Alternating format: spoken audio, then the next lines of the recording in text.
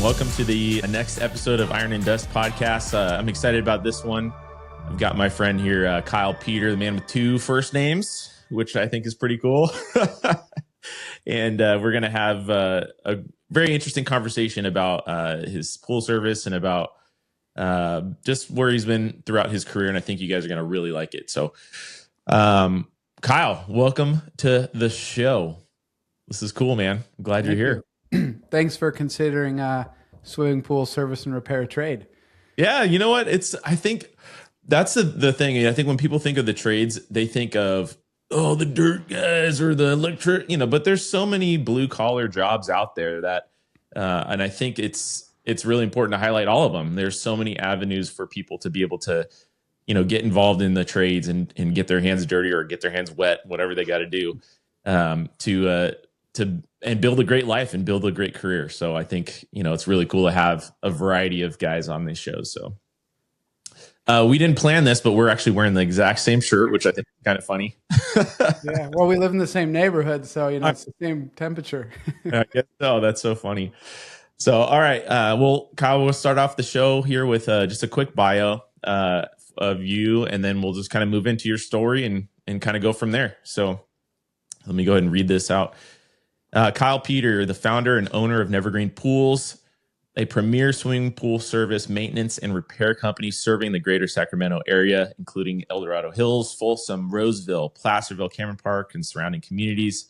With over 8 years dedicated to building and growing Nevergreen Pools into a trusted local business, Kyle brings a unique blend of entrepreneurial drive, meticulous attention to detail, and exceptional customer service skills honed from his earlier career as a professional sales leader and an elite adventure racer, which I'm pumped to hear about that part of your story too. Just a kind of a quick bio, because you sent a little bit over about that, but it says you were an accomplished adventure racer. You've competed on all continents except Antarctica, which is crazy.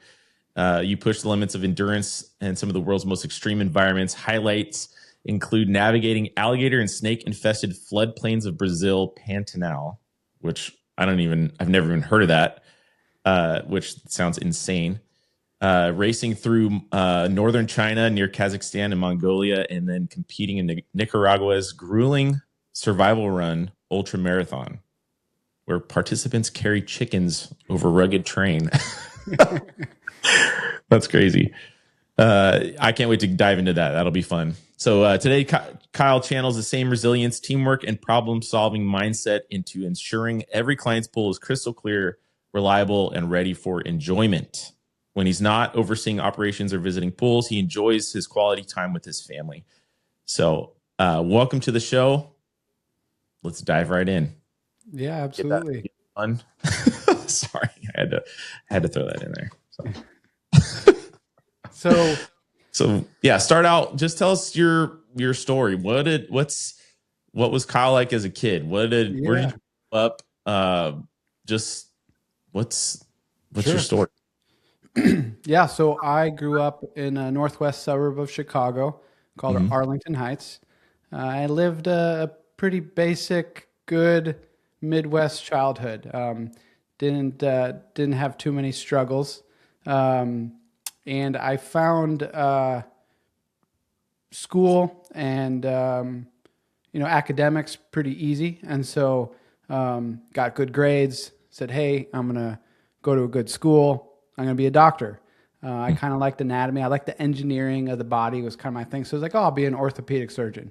And I made that decision in maybe like 6th grade, right?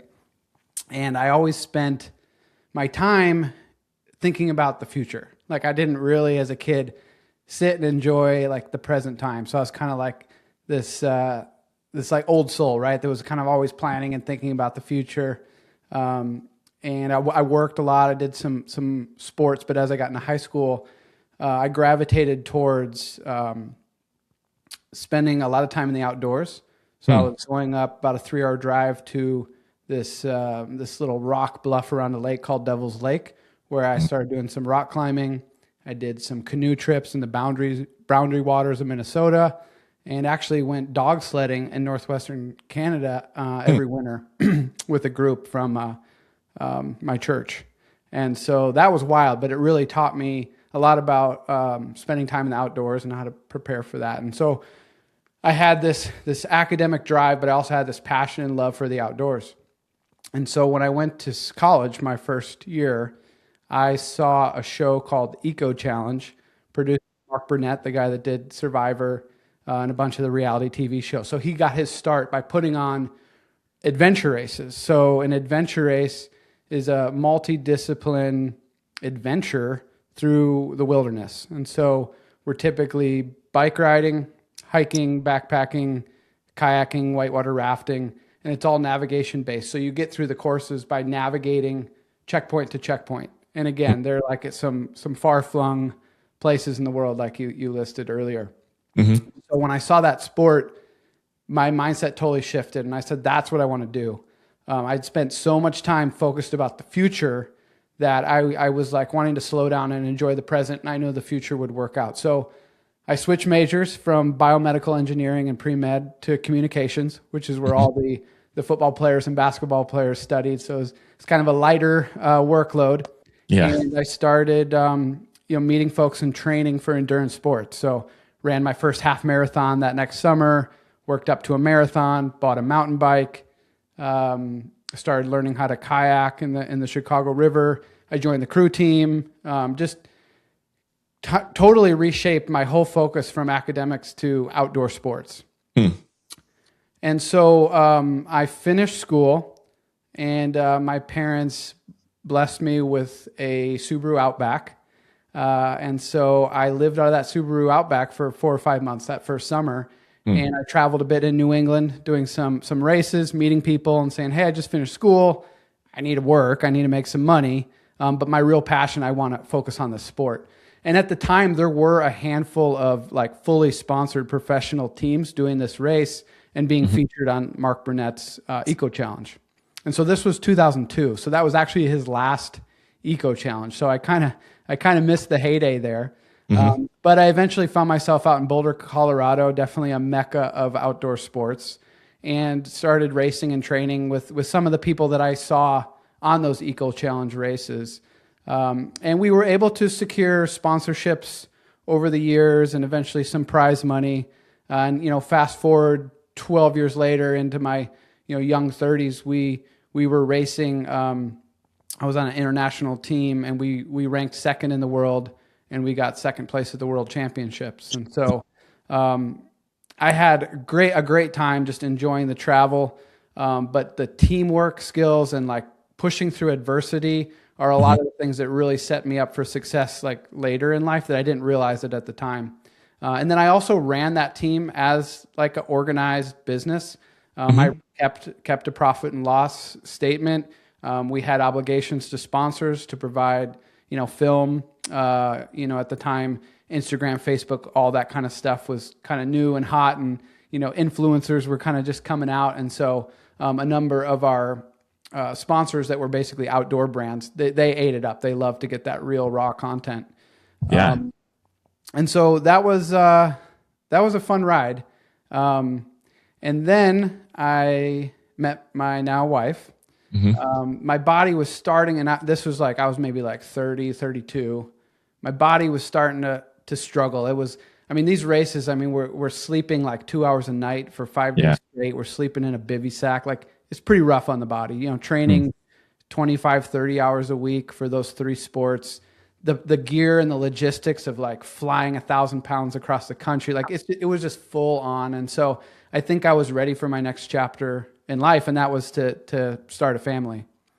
So I met my wife. I was living in the Bay Area, San Francisco Bay Area at the time, in Oakland, which is a great place to train. You wouldn't think like the Bay Area is too outdoorsy, but it's just tons of hidden parks and trails and quick access to the ocean and mountains. So that was a good time. Met her. We were kind of discussing where we wanted to. Oh, and so the whole time I'm working for an outdoor company. So that's kind of like, I worked, but it wasn't like the focus of my time there. So I worked for a company called Adventure Medical Kits, and we made a lot of camping accessories, and I did sales. I sold into Bass Pro Shops, Cabela's, Dick's Sporting Goods, some of those big retailers. Yeah. And so I learned some sales skills, some organizational skills. And I learned how to use a spreadsheet, which came into play in staying organized in business for sure. Yeah. So Katie and I wanted to buy a house, so we moved up to a town called Cameron Park, where she grew up, and pretty typical journey for people to want to buy a house and not quite be able to afford one in the San Francisco Bay Area. So you move, to the suburbs, the outskirts. So in this case, kind of a suburb of Sacramento. And we bought a house with a swimming pool. My body was kind of slowing down from the racing, young 30s, wanted to start a family.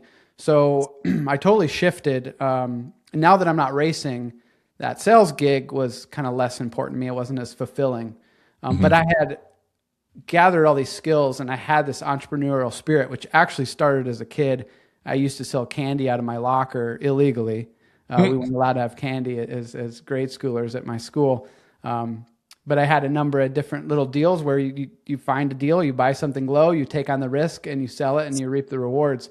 And so I always had that, entrepreneurial spirit.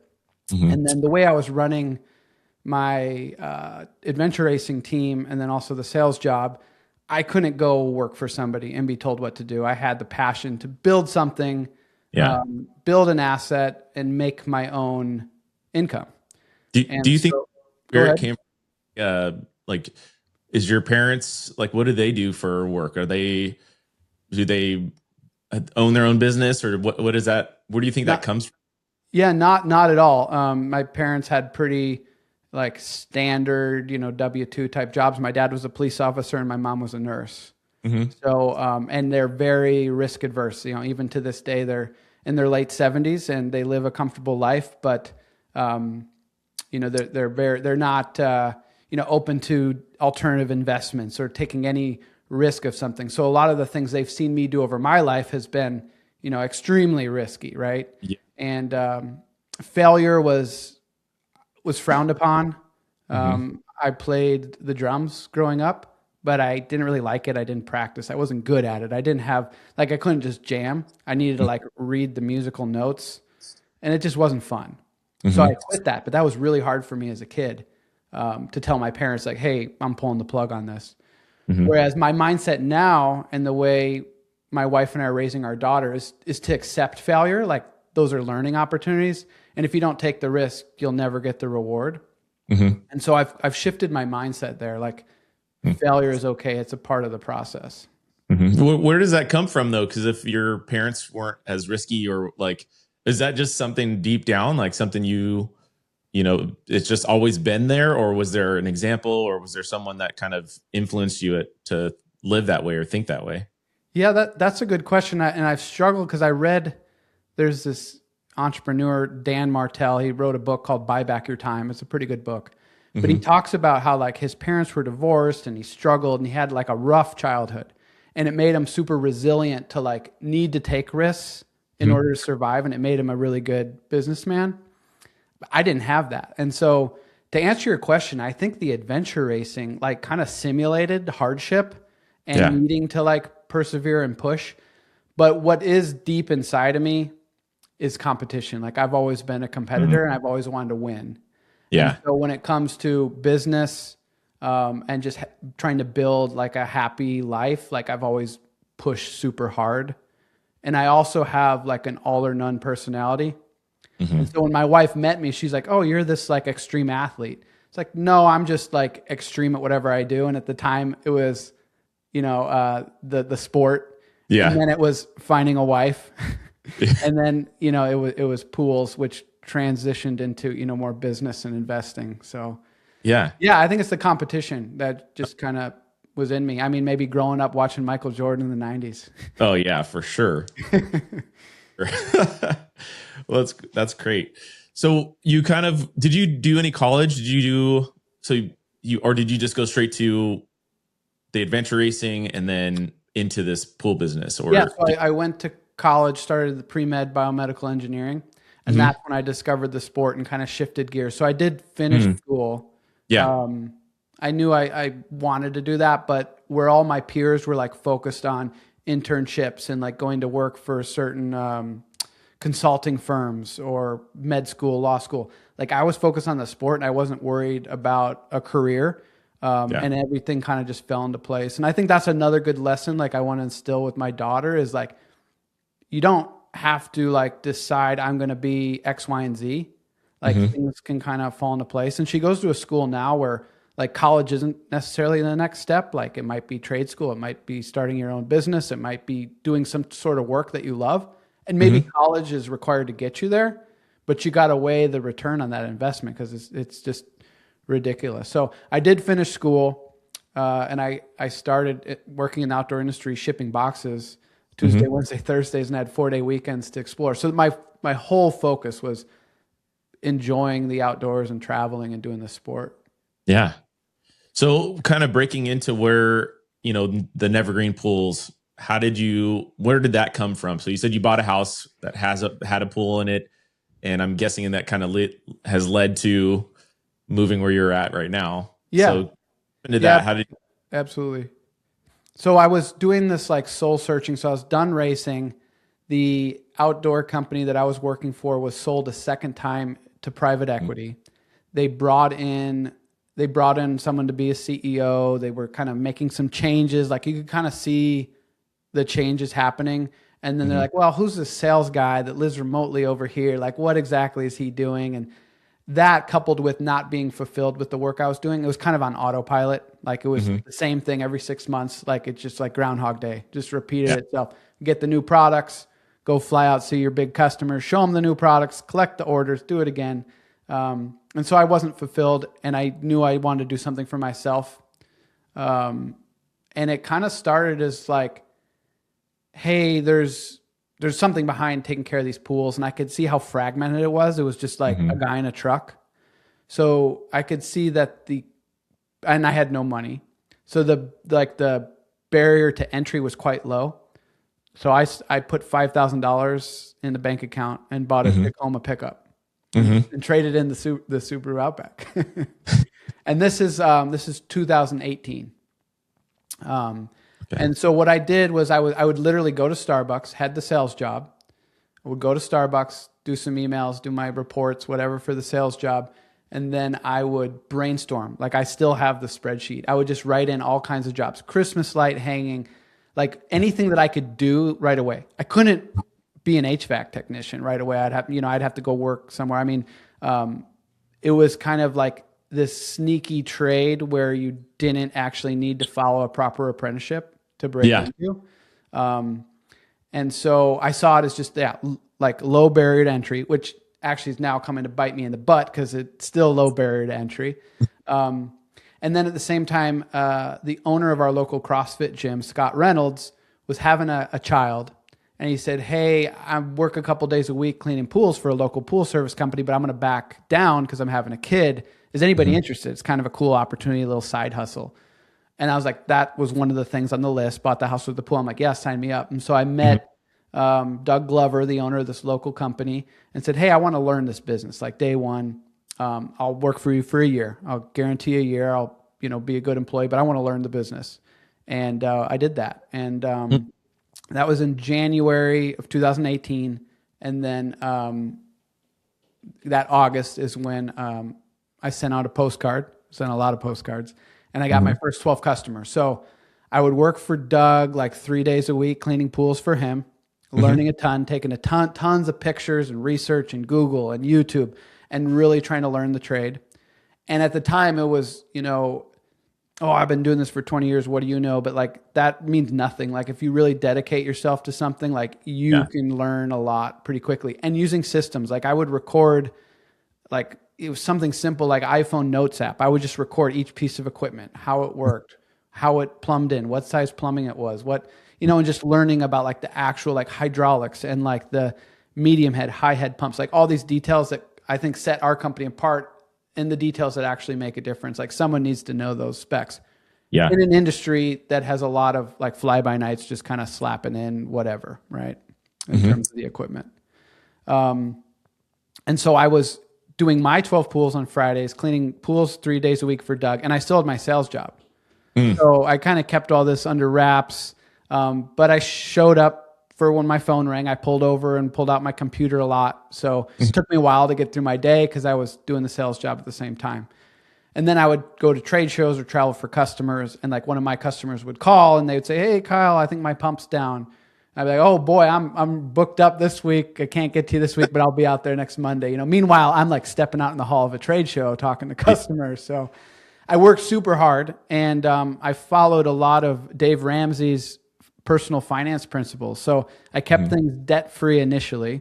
And he's got this great line: when you're doing a side hustle or doing a business, you want to get the boat close enough to the dock before you make the jump. And I remember exactly where I was talking to Katie and saying, like, I am working way too much with the sales job, working for Doug.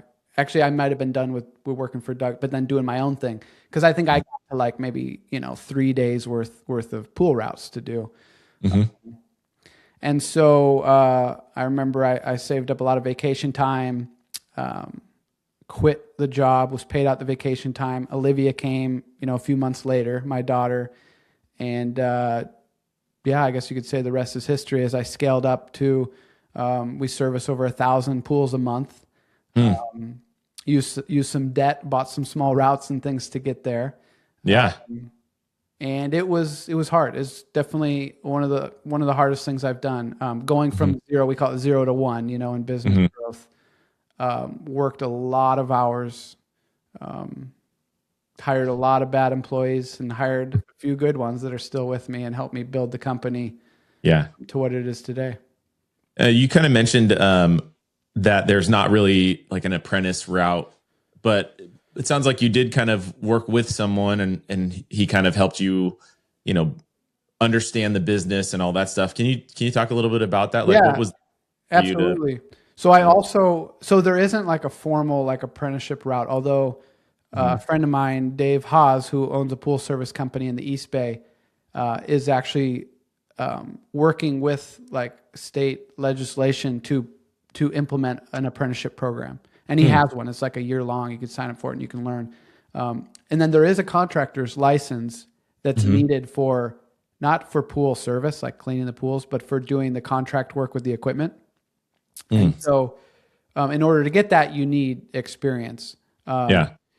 Fortunately for me, my college education counted for 2 years. And then the work I did for Doug counted for another two years. And so I was able to get that license a couple years after starting my own business. And then I was able to advertise and do the equipment and not just the service. And so I also hired a coach. I found him on YouTube. He's like, if you look like how to do something on your pool, like his name is David Van Brunt, his YouTubes pop up. He's like the OG, DIY YouTube pool guy.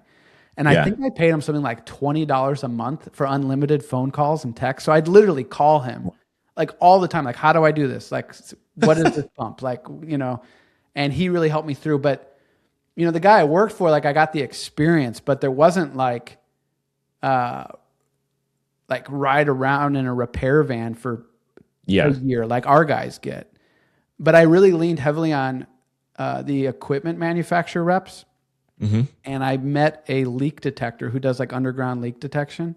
So between those two guys, they taught me how pools work and how to do installs and all the underground plumbing. And because pools are pretty complex. Like as a homeowner having a pool, like, I just jump in and it works. But what other appliance around your house requires maintenance weekly? Like your HVAC unit, maybe every 6 months. Maybe things break, but the pool need the chemistry. There's electrical, there's plumbing, there's the cleaning aspect. There is a lot to maintaining a backyard swimming pool. Yeah, that's wild. Do you have so the people that you hire, obviously they have to go through some sort of training, and do you consider some of them apprentices? And what's that been like, just working with people that you've hired over the years and kind of teaching them the trade? Yeah, so typically so I should say everybody that's worked for me or works for me, we have about 26 employees. All but one have started as a pool technician, like service technician, cleaning pools, doing a route. And so that we have kind of a training manual, a checklist of things they need to do, but we can take someone with no experience and they can be servicing pools on their own in 3 to 4 weeks. Mm-hmm. And of course, tons of support, like a lot of FaceTimes with a manager, because with all the equipment automation, like they're always going to see something new. Equipment's going to do a weird thing. And sometimes you see weird chemistry. But then from there, we'll call them an apprentice for the first 3 months. Mm-hmm. And we've just made that up. Like we just call them that, right? We steal that from the trades, right? And then after those 3 months, we have like level 1, 2, 3 technician. And you can't be a level 2 technician until you've been with us a year. And it's not because a year is a magic number. Like we just talked about, you could learn a lot in a shorter period of time if you're dedicated. But it's to see all seasons. Like pools behave differently in all 4 seasons. So once you've seen all seasons, you have that experience. And each one of these levels comes with more responsibility and more pay. And once you've gone through those levels, if you express interest, like in the way we've scaled the company, and one of the reasons I've liked to scale is to promote within and maintain good technicians.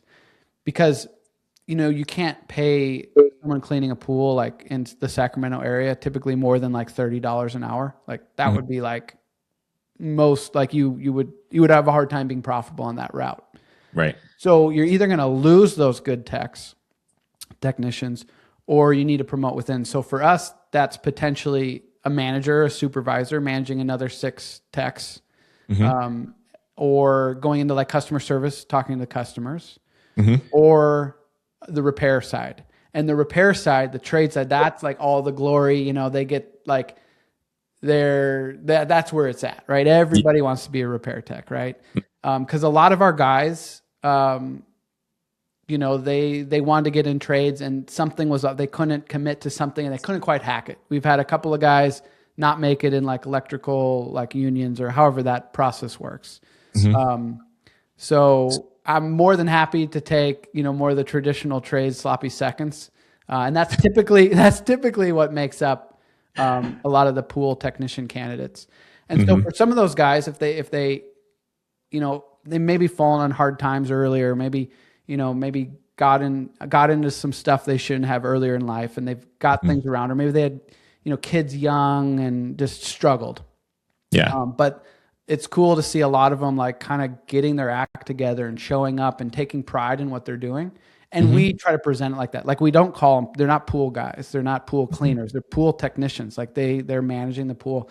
And so when they move into that repair realm, that's when it's like a whole year of like seeing all the different, pieces of equipment. Cause now they're having to potentially learn how to plumb PVC, wire electrical, 120, 240, understand breakers and amps and wire gauge. Like that's easy to electricians. That's easy to a lot of tradesmen, but that takes a while to understand and then to trust as the license holder, someone out there to make those decisions in the field.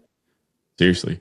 It sounds so it's interesting because I talk about this a lot in my trade about this idea of like a professionalism. So you talked about like, we don't call them pool guys. You are a pool technician. And this, I've worked with so many guys over the years where, they just say, just treat the machine like a rental, run it like a rental. But then you get the guys who maybe own their own machines, or they have a pride to their job or the work that they do. They keep their cabs clean. They've finished the job that they start. And it really creates this ownership on the worker, and it creates a better product, overall product. Not only is your machines clean and your product finished, but people are happy you're getting it done on time. Is that, it's kind of sounds like you're trying to instill like that type of owner mentality into your guys to kind of create a better product. Does that sound Yeah. fair? And that's really hard to get that. Yeah. I think a big part of that is building a culture and maintaining a culture where like accountability matters and like everybody acts as an owner and has some skin in the game and some pride. Yeah. And I try to do that by being really transparent and like what the company goals are. Like I share financials at least on a quarterly basis. Like macro, we don't get in, into the tiny weeds, but like my guys understand what revenue is. They understand what COGS are, and then they understand what expenses are, and they understand we need like minimum 10% profit or we're not a healthy company, right? Yeah. And they get excited and fired up when we're hitting goals. And I think if they all know like, hey, I'm a part of this bigger thing we're trying to do, Yeah. and we're trying to serve a community, Yes. and I try to reference that. And otherwise, because it's an independent job, you're in a truck by yourself. We try to do it the group chats and like, which is mostly just used to share pictures of cool dead animals they're pulling out of pools and other pets, the dogs. Dogs a big part of the job. But yeah, I focus heavily on trying to build a culture where people like give a crap, because that's really important. Yeah. Why is that important? Like, why do you think that's so important? Because I mean, I think we all kind of know the answer, but I think it's good to hear that. Yeah, Like, it's how you can deliver quality at scale. And if you don't have people giving a crap, you're not going to be able to deliver quality at scale, which is like the biggest challenge we're facing in our growth trajectory right now and where we are with the partners we've partnered with this year. So that's extremely important. And I think you do that by making sure everybody on the team takes pride in what they do. Yeah. That's awesome. What's you've obviously had a long career. You've had a tough one, but seems like it's been really successful. What's one thing that's kind of carried you throughout all of that? Like, is there a mindset? Is there some lesson that you've learned, that's really kind of helped, carry you through, up to the point where you are today? Yeah, I think, well, I mean, my secret sauce is my wife and her career and benefits. So in the early days, like we set up, our family budget to just live off of her income. And so, which allowed us to take more risks and we signed a 5-year lease on a big building when we had 200, we serviced 200 pools, and the monthly payment was equal to our monthly profit. And so we had to make decisions like that in order to scale and grow. And we were able to do that because of my wife's job. Yeah. And so also like the support that she gave, I mean, like not sugarcoating, it was hard on our family. Like we had my daughter, I took one day off and I was in the pool truck because it was just me. I was back in the pool truck, leaving my wife at home with a newborn. And that was hard on her, but she was super supportive of what we were trying to do. And as it grew and there was, some more fruits of our labor, the support was, maybe came easier to her. But in those early days when all the money was just going back in the company and it was really hard. But so support from her was huge.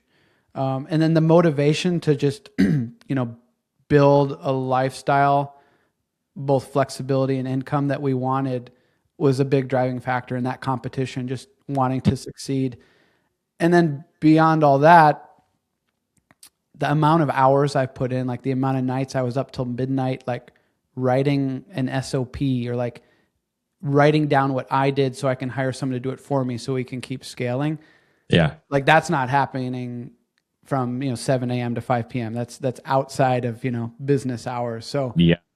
I think a lot of people want to have a business or to run a business. A lot don't. I think they understand maybe some more of the details, but the amount of work that goes into it and the level of detail is mind-boggling to scale something. So I put in the time. I put in the hours. I wasn't afraid of that. I mentioned the spreadsheets. And then another piece is I had some key hires early on. I was not afraid to pay good people well. Because you could see that as like coming out of your paycheck, but I never looked at it that way. I looked at like building an entity, building an asset that was sustainable by itself without me, right? Because a lot of folks will own businesses, but they really just kind of own their job, which is totally cool. And you can control quality a lot better. But in order to scale, I needed the right people around me. And so I had some great hires in like 2021. around COVID. So some guys that were like overqualified to be pool techs were like cleaning pools because we were what was it called when you're allowed to work during COVID? Oh, essential. Yes, we were essential workers. Yes. Yeah. Yeah. And we were independent. It was great because then we emailed the customers like, hey, we're going to continue to service your pool because it'll go green and be a sanitation issue. Yeah. If we don't, but just please stay inside. Like, don't come and talk to us. So it was great. That lasted about, a month or so. And then, but, so during that time, I got some really overqualified guys that I could see their potential. And so one was an auto mechanic that is now our repair manager. He's been with me for 4.5 years. Mm-hmm. He leads all of our repairs. He's got all the contacts with the manufacturers and the warranties, and he's good at sales, educating the customers what they need, giving them options. Mm-hmm. And I've instilled that sales culture where, sales kind of has a bad name. But really, if you're good at sales, you're presenting options to a customer and educating them and letting them pick. And so he does phenomenal at that. And then I have a general manager who has helped me build the company really and set up a lot of our systems. And he's worked tirelessly over the years. So all of these things have really added up to our success. Yeah.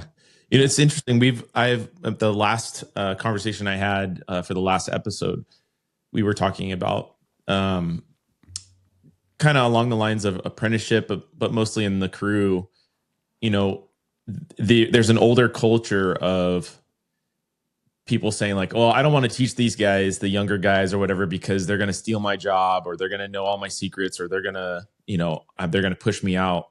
But I feel like this culture is kind of growing where it's like, no, I want to teach this guy everything I know. And it's not just for his success, but it's for the company's success. And then, and it translates, way beyond just that work or the job or whatever it is that you're doing. And it's kind of cool to hear that because in the old days, it was like apprentices, put your head down and, shut up, but now, or go, maybe in your field, it would be just like skimming the pool or something like that, getting the leaves out. But if it's deeper than that and it's saying like, no, like there are steps and you have to follow the steps to get there. And you may not like it at first, but also there's avenues that I want to be able to show and teach you everything that I know so that we can be successful together. So I think that's pretty neat. It's kind of cool to hear that, like having, getting those key people, identifying those people that you are hiring, or maybe some traits that they have that you're like, man, this guy's got it. And then enabling them and equipping them to be successful. And it's not just for their success, but it's for yours, which I think is pretty cool. Yeah. So that mentality is, I would say, maybe even stronger in our industry where I don't want to teach this person. They're just going to go off on their own and take all my jobs. Again, low barrier to entry. Yeah.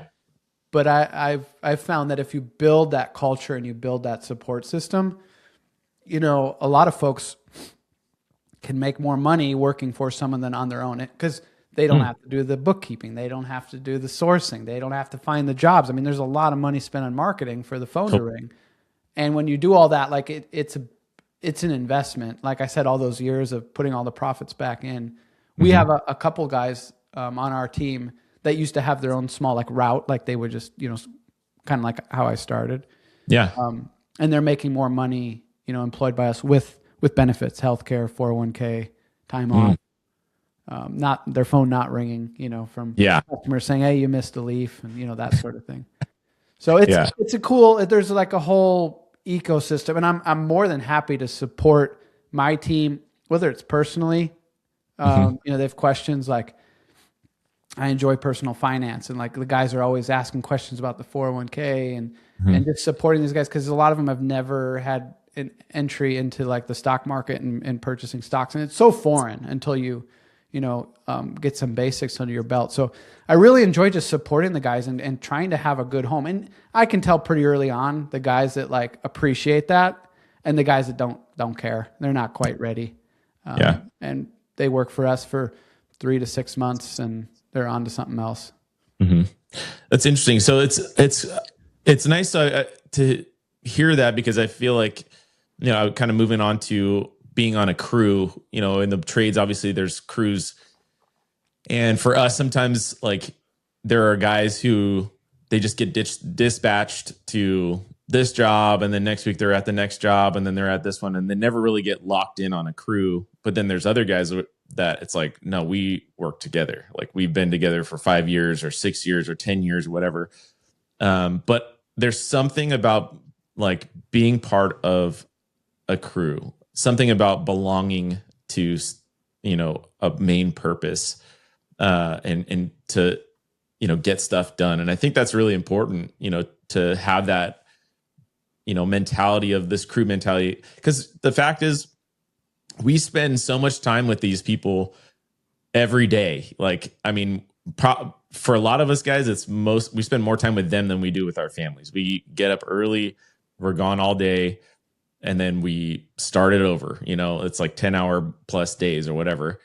And there's something about, having that camaraderie or that type of like brotherhood with the guys that you work with, and, just getting the job, completing something together and having a good result at the end of it. So it's kind of cool. I want to kind of switch. I don't know if you want to say anything else on that, but I kind of want to switch gears a little bit. Yeah, sure. And I want to hear some war stories. You kind of mentioned some dead animals and some other stuff. But I want to hear the good, the tough, the unforgettable. What's like, maybe your favorite job, maybe it's an OSHA worthy story. Maybe you found a bear in a swimming pool or something. I don't know. I want to hear something crazy. Oh man. Yeah. Well, we have 20 some odd vehicles on the road every day of the week. Mm-hmm. And that's a big like worry, I guess, like burden on my shoulders. And so we've had, pretty good fortune there, but we did crash 3 trucks within the matter of a couple months. 2 were like back to back. Jeez. Luckily, no other vehicles were involved. One was a deer, just like totally trashed the truck. And we have such good auto insurance. So I don't know if any of your listeners are dealing with auto insurance and fleets, but like we don't want to mess with that. So we have no claims. Like we'll totally out of pocket. And the amount of body work on some of these trucks, one was older, where it's just like, it's not worth it. It's totaled. Yeah. So crashing trucks is always tough. Some of the funny stories is we had this one technician who I won't name his name, but he was like, hey, I can't fix this cleaner, automatic cleaner piece that goes in the wall. I can't reach it because it's like below a waterfall. Normally it's just on the deck. You reach your hand in. And I'm like, well, maybe you got to, bring your swimsuit one day and like get in the pool and fix the part, And so he comes back to the shop and he's all fired up. He's like, hey, I got that part fixed. I'm like, awesome. He's like, but I forgot my swim trunks. And I'm like, oh no. He's like, yeah, I just stripped down in my underwear and popped in there. And I'm just like, oh my gosh, you're in the customer's backyard. He's like, well, I knocked on the door. No one answered. I'm like, I wouldn't answer the door if you were knocking either, like they working from home. Like, and then like the worst part, he's like, well, then I got my wet underwear and I want to put my shorts back on. So I just quickly changed in their backyard. And it's just like, oh dude, like you can't be doing that. And like he was proud of it. And I was just like, and the guys probably tell the story better, like watching my, like my face change from a smile to like total disgust. Oh, that's funny. He does not work with us anymore. So, having the technicians and just some of the things that are relayed from them to the customer back to us can be pretty wild. So now we tell technicians like during training, like don't get naked in a customer's backyard. Gosh, I guess, yeah.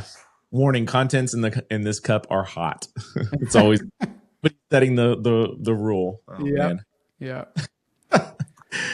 That's funny. Well, industry today, is there any part of your industry that kind of frustrates you? Is there anything that's kind of improved that you've seen over the years? Maybe some technology, some other stuff, culture, things that have kind of changed over the years. Yeah, I could touch on a couple things. So, there's the automatic cleaners in pools. Typically, they're driven by either suction, like directly tied into the suction side of the equipment, or they're tied into the pressure side, and they use as a Venturi effect to create like suction to pick up leaves in the bottom of the pool. They're one of those things where sometimes, they'll get aged and like they have little gears and parts, and as much as you tune them up, they just can be kind of sluggish. So they've come out with these robotic cleaners that actually plug into a GFC outlet, and then a cord's on the pool deck, and then the robot does its thing, climbs the walls. They don't last very long because you have like the cord connecting to a battery in there, and it's underwater all the time, right? So they're starting to fail. And we sold a bunch of this particular style one year, and they like all failed. And so we're having to like try to extend some warranties and appease customers that just dropped $1,500 on one of these and only lasted a year. Now we kind of understand more, and we can kind of set the stage. But the industry is working on cordless models. So that's kind of the future. And with that, the problem is you put a cordless one in the pool, it needs to go on a charging dock. Well, your homeowner's not coming out putting it on the charging dock, so we're coming to a pool that hasn't had a cleaner running for most of the week. So there's the challenges there. And then there's been some challenges with like, I think this is in a lot of, industries and retail. So we don't sell retail necessarily, but we will, sell an installed cleaner or piece of equipment. And then the customers will be like, well, I see it on Amazon for like half the price. And like, for one, we don't know where that product came from. It's actually cheaper than we're buying from our wholesale distributor. And then it's like, hey, like it's really hard for a homeowner to understand, like, we need to buy it. We need someone trained in how to install it. We need to pay for our electricity. We need to pay for the truck. We need to pay for the insurance, like on and on and on. And like, this isn't a charity, so there needs to be a profit. And some customers, understand that. Obviously, we don't go into that kind of detail, but like customers don't understand overhead. They think like if it's $1,000 online and like, I'm going to pay you like $50 an hour, like that's a lot of money. So if you're charging me labor, $200 an hour, like that's attorney money. Like you want me to pay you attorney money, but they don't understand like a cost to running a business. And so we price things as like flat rate. So it's like the price to do the job, $3,000. The price to not do the job, $0. And we have some good sales scripts and stuff for the guys to push past that. But the online thing is a huge challenge. And we don't always lose the jobs to the internet, because at the end of the day, like, do you know which one to buy? Like, do you know how to install it?